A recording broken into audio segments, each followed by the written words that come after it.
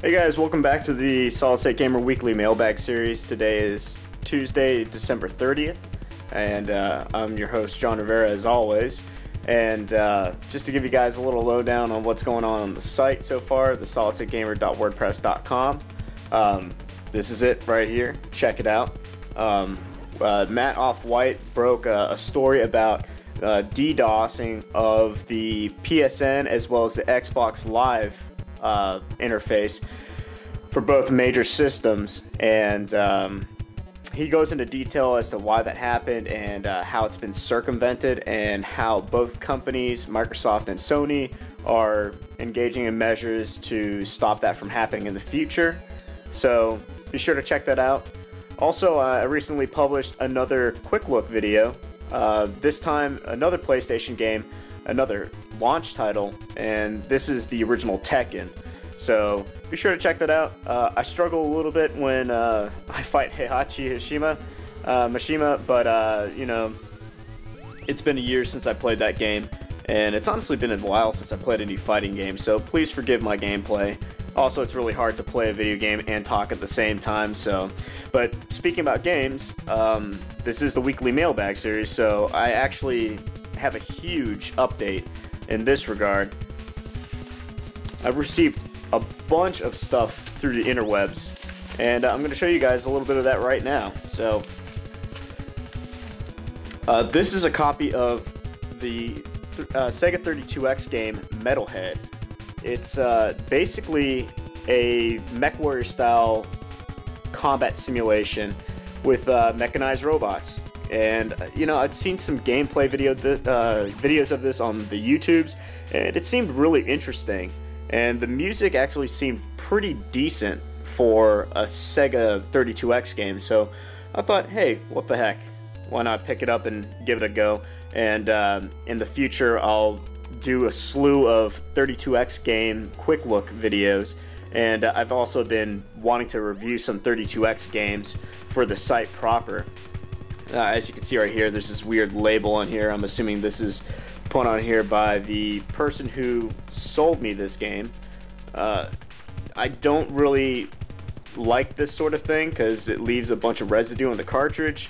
Not ideal, especially for someone who's trying to preserve some semblance of a collection. I don't really consider myself a collector. I just am a prospecting game player who, whenever he sees video of a game that might appeal to him, he buys it in the hopes that he'll play it in the foreseeable future. That's the kind of category I fall in. I'm not the kind of person who just buys a game for the sake of just having it.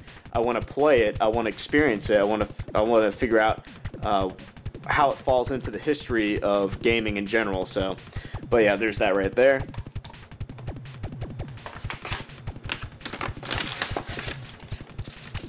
Here we have a copy of Wave Race for the Nintendo Game Boy, and very interesting. A lot of people don't know this. A lot of people who are familiar with the title Wave Race are familiar with Wave Race 64, which many people have considered to be, or have recognized as being, the first game in the franchise. It isn't. This is the first game in the Wave Race franchise. It's a top-down racing game where you race on jet skis. So there's the art right there. Kind of interesting. I always wanted to check this game out. I've always known it existed, but I wasn't really sure what the proper going price or asking price for such a title was. So I kind of hesitated for a long time getting that. But I finally have it, and I get a chance to experience it now. This is a game I've been wanting to play for a long time. I've actually played this once in the past. It's a Rockstar game called State of Emergency for the PS2. And this is a pretty violent game for its time, almost on par with the GTA series. But the violence is very cartoony. It's very carplage. It's made by Viz Entertainment and published through Rockstar.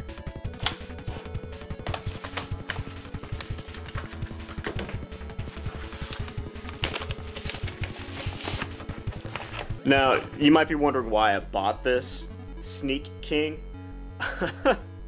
I've always been curious about the whole Burger King tie-in Xbox/Xbox 360 games. So I kind of picked this up in hopes that it would supply some entertainment if Mr. Off-White and I do like a live stream of this on Twitch TV in the near future. We've been kind of tinkering around with that idea of playing games for just experiencing them and also for entertainment value. So something to look forward to in the not-so-distant future. I'm going to save this little package for last right here. This one I am not. Unfortunately, this is a disc-only game. I'm usually not a proponent of buying disc-only games, but this is a copy of Shogo, the Mobile Armored Division. And it's a game made by Monolith Productions and published through Interplay. And this is an old-school FPS, late 90s FPS, and has a very distinct anime style to it, where you fight in mechanized robots, and you also fight on foot as an infantry soldier. It got a lot of coverage on publications like PC Gamer and stuff like that. So let's ditch that package. Now, this is something I've been waiting for a long time. This package actually came from Japan. As you can see right here. You can see the Japanese text. And then there's me. I'll just throw that over there.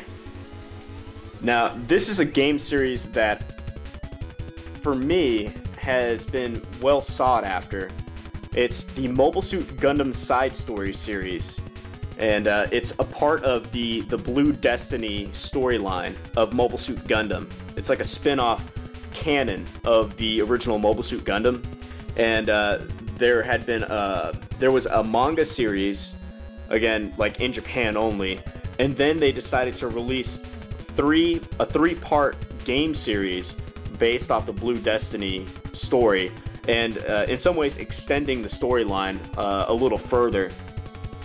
And very interesting. These Sega Saturn games in particular, the Mobile Suit Gundam side story games 1, 2, and 3, they have a very interesting presentation. As you can see right here, the booklet and the actual CD caddy case are one and the same. And it's just, I mean, it's a nice little presentation. So you have like really nicely done manual documentation, which I'm always a huge fan of. Unfortunately, it's all in Japanese using katakana and kanji, so I can't read this.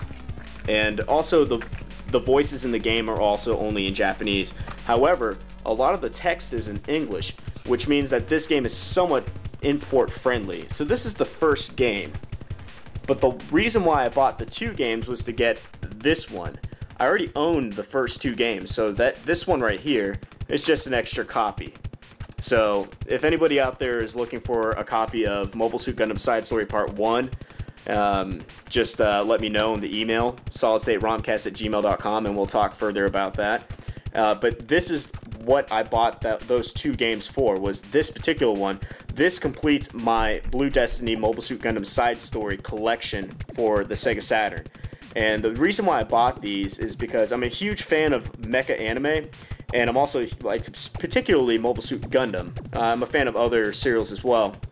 But the mission structure and the whole framing of this game is almost akin to what FASA Interactive did with, and Activision did with, the MechWarrior series. So this is basically a Japanese take on the MechWarrior series, framing the gameplay as a simulation with, with the Mobile Suit Gundam franchise trappings. And it's really fun to play.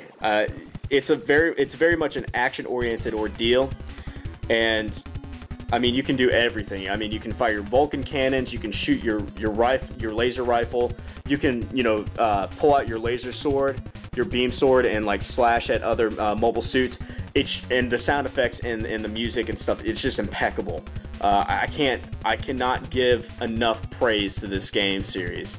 And it's kind of sad that this game series never came out in the United States, but this series came out during a time where The anime scene had not really, like, the whole notion of Japanese animation hadn't entirely captured the American imagination at that time. And also Bernie Stolar had kind of a stranglehold on what games he allowed to be released for the Sega Saturn, which kind of screwed over the platform for its lifespan in both Europe as well as North America. I would say the North American lifespan of the Saturn was very short-lived. There were only 2 solid years where the Saturn and the PS1 were kind of duking it out, you know, that not-so-polite fight for the gamer's attention. And so let's just get into this right here, because again, the manual documentation and the overall physical presentation of these games are incredible. So like you have like this nice art right here. A lot of this stuff is CG rendered and also cell shaded drawn animation, like basically the manga series was done.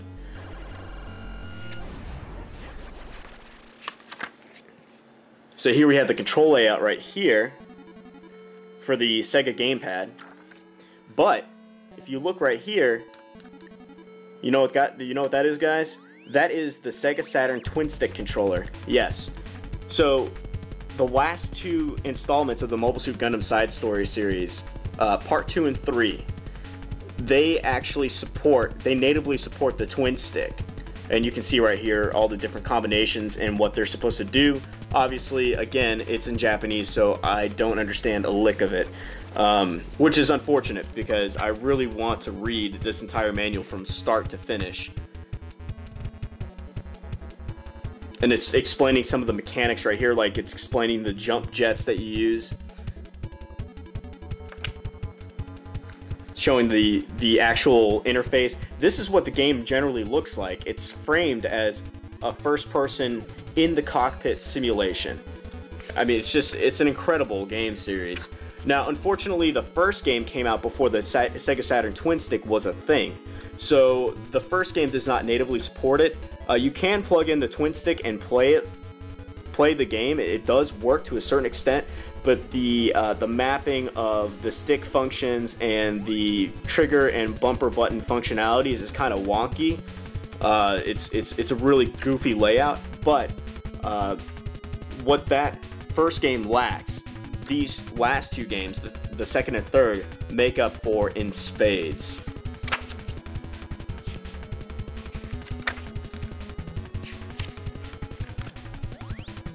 And if you guys look at these screenshots, you'll notice how incredibly detailed and well rendered these titles are. I mean, these were games that really pushed the graphical limits of the Sega Saturn. It's unfortunate they never came out in North America. And then there you have the end of it right there. This is just like a little phone number you can call for tips, like a tip hotline. And that's the end of the manual right there. And then you have the CD right here. And while this might look a little bit bland, here you see it's just like a little monochrome cel-shaded sketch of one of the mobile suits. And it seems a little basic and primitive, but actually a lot of Sega Saturn games were constructed with this layout.